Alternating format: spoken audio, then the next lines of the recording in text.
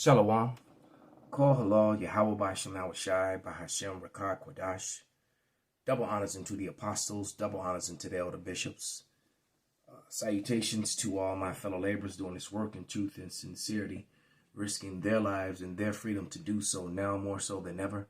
To the scattered elect that are scattered around the four corners of the earth, that be like unto the speckled bird, the Israelite foreigners among the heathens that look like the heathens. And to the Akwaf that are listening and learning, to you, I say Shalom. This is your brother Malcolm from the branch of the Great Millstone here in Chicago, coming at you another lesson in truth. And I got a couple books here on screen. Although I do have this book, I'm just using a screen image of it. Of Nature Knows No Color Line.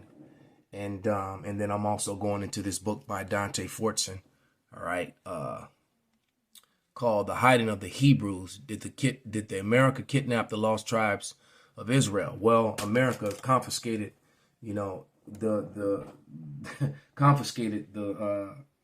confiscated from the lost tribes of Israel, part of them. All right. One thing on Mr. Fortson, I don't know who he is or what his Hebrew name is. He ducks and dodges it. It's obvious through his books that he was a part of the One West. All right, or that he learned from someone from One West. All right, and he's definitely not acknowledging the Northern Kingdom, but he does put together a lot of information that clearly proves, the ethnicity of the Hebrews originally, and they were of a so-called Negroid, type. The book, matter of fact, let me grab that book off the shelf. The Young's Bible Dictionary behind me.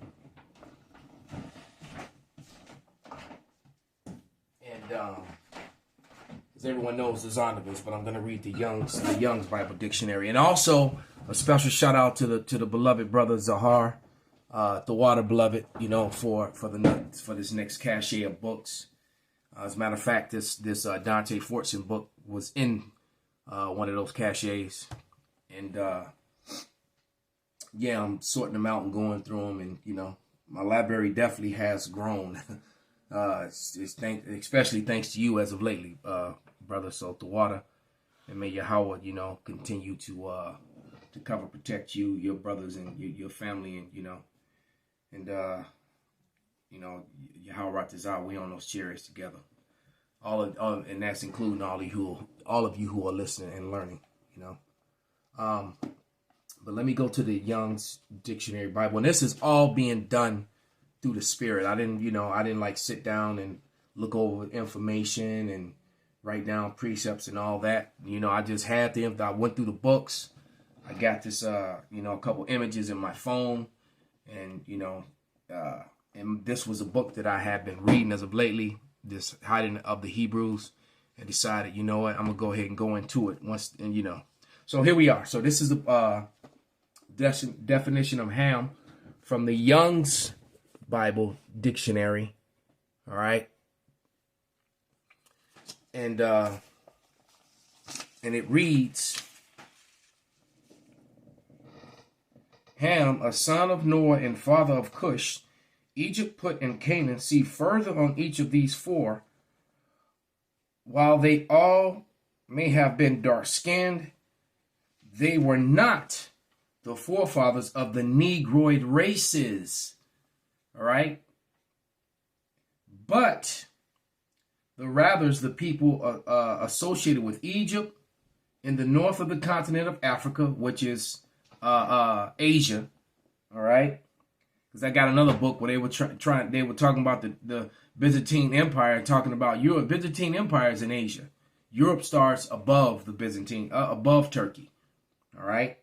The land of Israel and the Byzantine Empire, Turkey, where Turkey sits today, that was all Asia. All right. So you got to remember, these people are liars. They change, landmarks and that whole sort of thing, and all that's in the Bible. But it says, but rather the Egyptians thought of Canaan as one of their provinces, even into the very latter times. So the Negroid races, he said, they're not Africans. And of course, the Zondervan Dictionary Bible identifies, just like this one, the Africans as Egyptians, Libyans, Put, and Canaan. those make up your Hamitic Africans that all in the Sahara down to the south of Africa, even in the northern tip. They were all over, all right? The Negroid races, all right, were the 12 tribes of Israel. And primarily only 3 of them fled into Africa. As a matter of fact, we'll go into this book.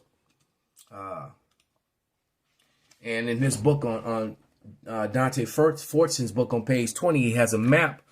I think it's a map is from the 1800s, 1873 or 1783 or something like that. And you see Ethiopia, but you see Negro land above Ethiopia. All right. And that's the kingdom of Mali and Benin and you know, and all those Western states, because when all those countries that settled along, you see that Negro land right there? All right, and Ethiopia, you see Ethiopia, well, above it is Negro land. The whole western portion of Africa, you know, that was where the Hebrew Israelites fled to when they fled Roman persecution. All right, as a matter of fact, I just want to grab that book. See, this wasn't prepared. So let me grab the book that gives you an account of that. I'm looking for Babylon to Timbuktu. All right, so now we're in Babylon to Timbuktu by Rudolph R. Windsor, and it gives you the account. I think it's on page 84. All right, so this book, page 84. You know, in Babylon to Timbuktu by Rudolph R. Windsor. Okay, and on page 84 it reads, in the year 65 BC. The Roman armies under General Pompey captured Jerusalem. In 70 AD, General Vespasian and his son Titus put an end to the Jewish state with great slaughter. During the period of military governors of Palestine, many outrages and atrocities were committed against the residue of the people. And the general that they used to do this, by the way, all right, was a Jake named Tiberius Alexander, which they didn't mention right here. Okay, but it says during the period from Pompey to Julius, it has been estimated that over 1 million Jews fled into Africa, fleeing from Roman persecution and slavery. The slave markets were full of black Jewish slaves. All right, and they weren't Jewish; they were Judeans. All right, that Jewishness were the people, basically the Herodians. All right, the Edomite converts from even at that time who had converted, because there were Edomites that actually fought with Israelites at this time. All right, and those were those converts who are converted, you know, from the time of John Hyrcanus. All right, which is evidence of a whole lot of other things, you know, especially the coinage proving that the Israelites were definitely a Negroid race of people. Okay, so let's see if we can get that map into focus again of Negro land, the kingdom of Benin. Here's a larger picture of it. All right. Okay, the kingdom of Benin, Negro land. All right, let's go to the big map of the whole thing. Hold on.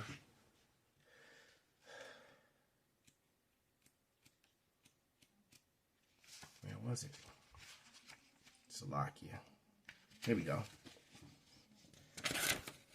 So that's the map in its like in its entirety.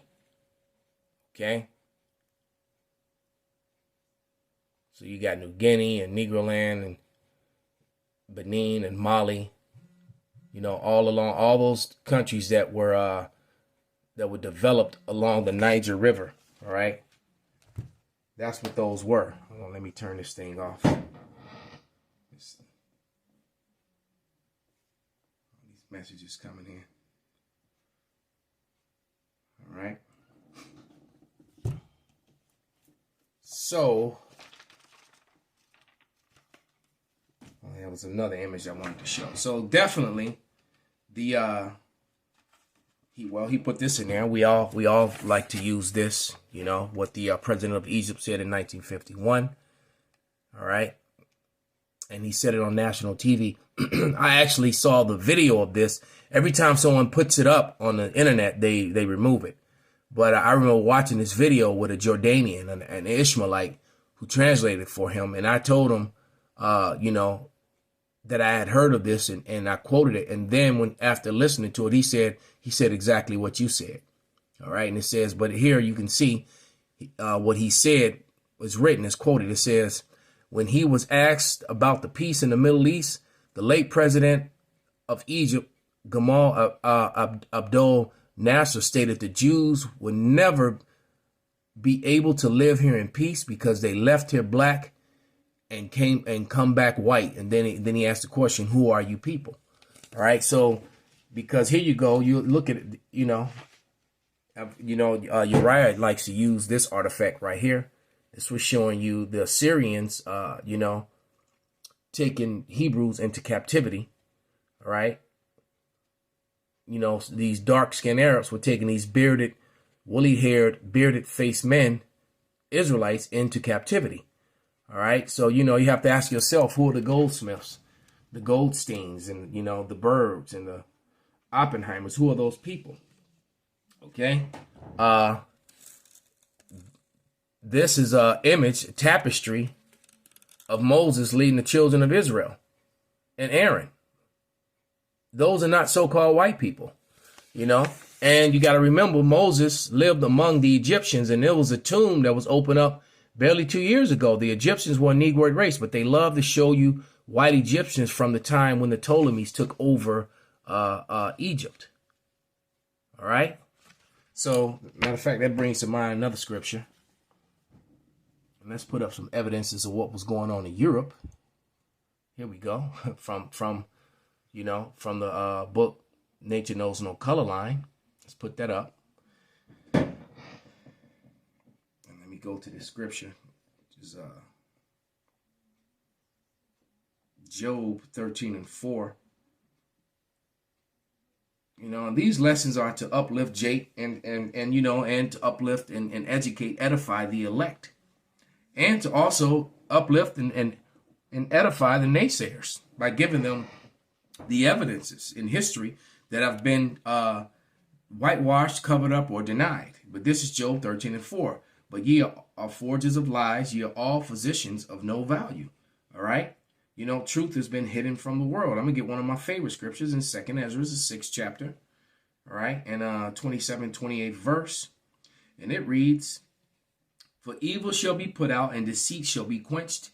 As for faith, it shall flourish. Corruption shall be overcome. And the truth which have been so long with fruit shall be declared. All right. And that truth is being declared.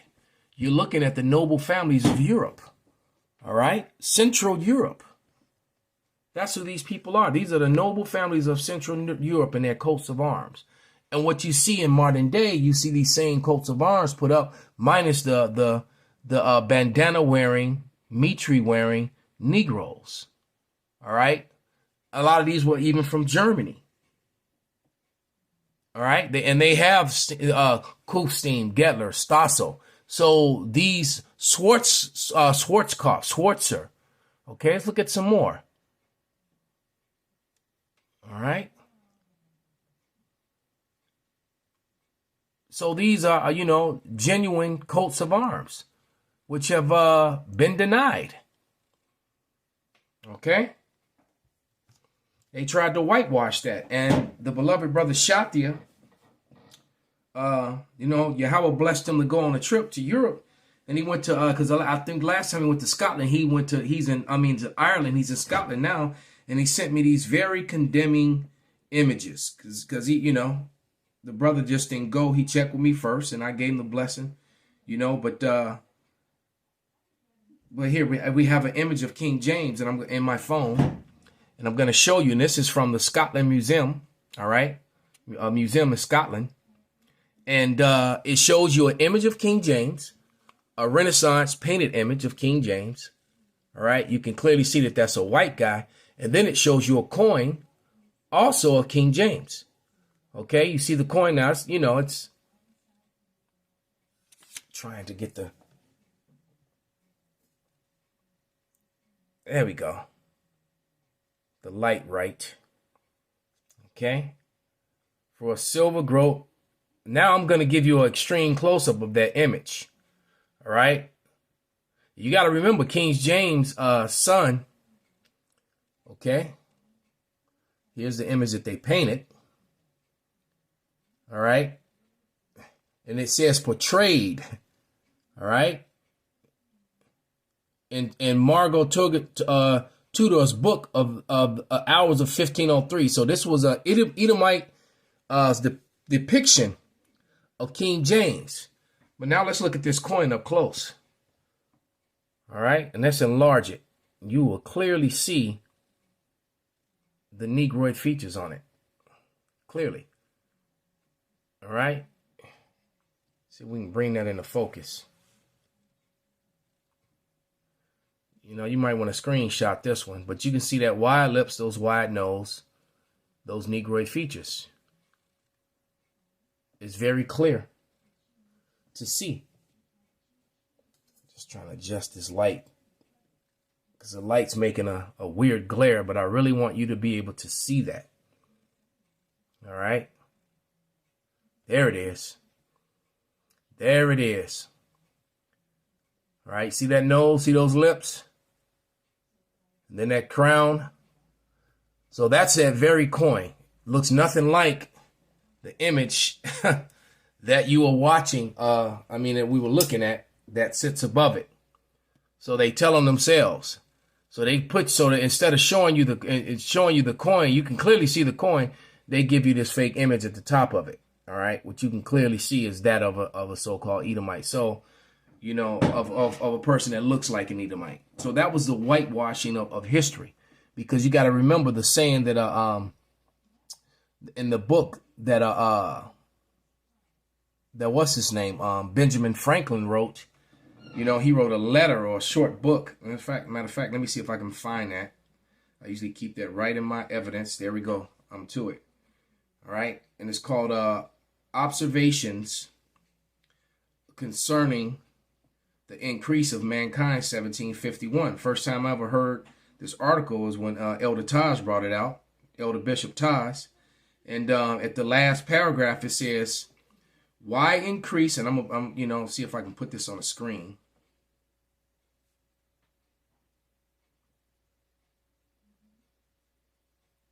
That portion of it. Yeah, and I can. I'm going to read it right through the phone. Let you read it for yourself. So let's do it like this. Right to the evidence files.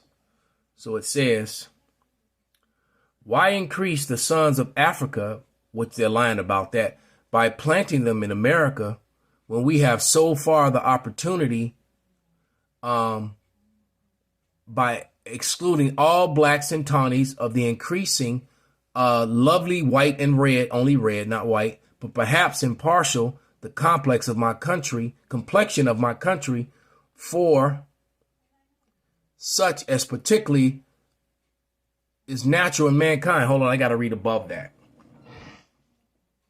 All right, because he basically goes, it's that whole last paragraph. Yeah, I need to read the whole thing, and I can't enlarge all of it, so I'll just read it. You can go and look this up. Matter of fact, let me put it on the screen so you can go see it for yourself, because eventually they're going to remove this from the internet, because this is very condemning information. This proves that the Europeans were not white. This letter, all right, that was written by one of America's founding forefathers, Observations Concerning the Increase of Mankind, 1751. That was written by Benjamin Franklin. So I'm going to read the last paragraph. All right. And it reads, and they got it numbered. So it's paragraph 24. And it says, which leads me to add one remark, that the number of purely white people, all right, in the world is proportionally very small. So like the scripture said, I will make you small among the heathen. All right. All of Africa is black or tawny, so that's like my complexion or much darker, meaning you're brown, from light brown, yellow, all the way up to a super chocolate brown. All right. It says Asia chiefly tawny, different shades of brown. America is exclusive of the newcomers, wholly so. All right. So it's telling you that Americans were all tawny and brown. All right. Talking about the natives.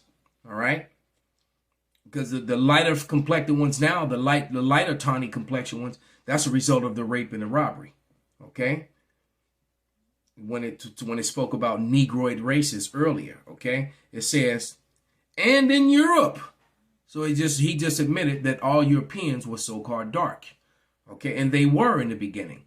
When the sons of Japhet were ran out of Europe, and then when the Israelites took it over after the fall of Rome.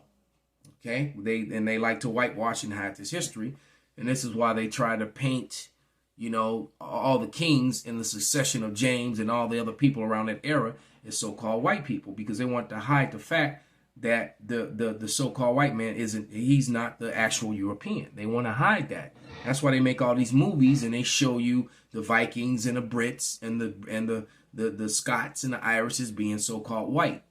It's the same thing as they show, you know, as I showed you the images of the Egyptians. They show you Egyptians from the time that Ptolemy came in and took over, when so-called white people took over Egypt.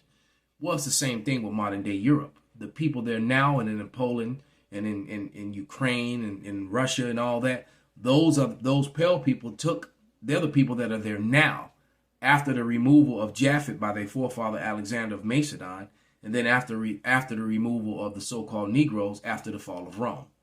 Okay, so they took it over after the fact, and they don't want people to know that history. And Putin is constantly getting on TV showing you images of, you know, showing you the images of, you know, of the holy relics all being dark complected. And, you know, I got a book up front about the Russian art, and it's showing you all the icons, and they're all so-called Negroes. They're all dark or tawny. Okay, well, let's finish this letter. It says, and in Europe, all right, it says Spaniards and Italians, French and Russians and Swedes, as you're looking at these coats of arms, all right, as you're looking at all these different coats of arms, these were people in those lands, Sweden and you know, and Germany, Central Europe. Let's see if we can make this one bigger. Here we go. Spanish. Okay.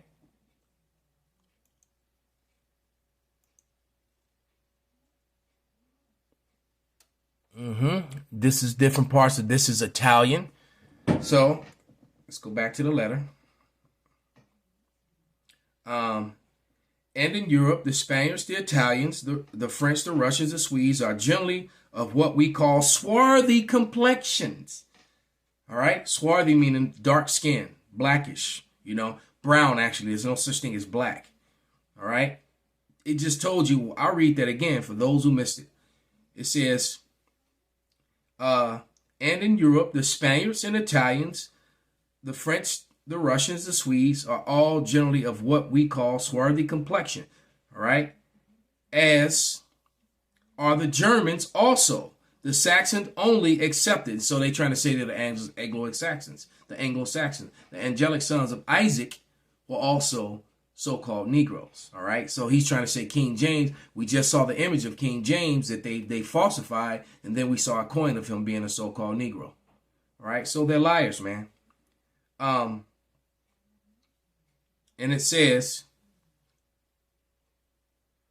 who with the English make up the principal body of white people. Now they do, all right, on the face of the earth. I could wish their numbers were increased. And while we are, as I may call it, scouring our planet by clearing America of woods and making this side of the globe reflect a brighter light to the eyes of inhabitants of Mars and Venus. See all that bullshit.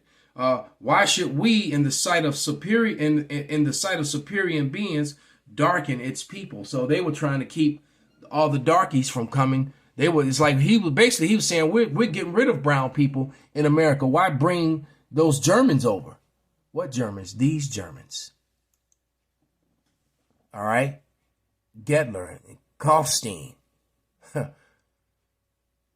You know, what's this? Barco's Mellet. All these German and what they call today Jewish names with Negro coats of arms. Okay, so the truth is out, man. I just watched a video where one of the Rothschilds was complaining about, you know, the internet and trying to say that, you know, that all the dangers of hacking and you know, and we should have just stuck to pencil and paper and this, that, and the other. But it's prophesied in the Bible in Psalms, the 19th chapter, that the internet will come out, and that's how the truth came out. And it's not terrorist, it's not internet terrorist attacks that they fear.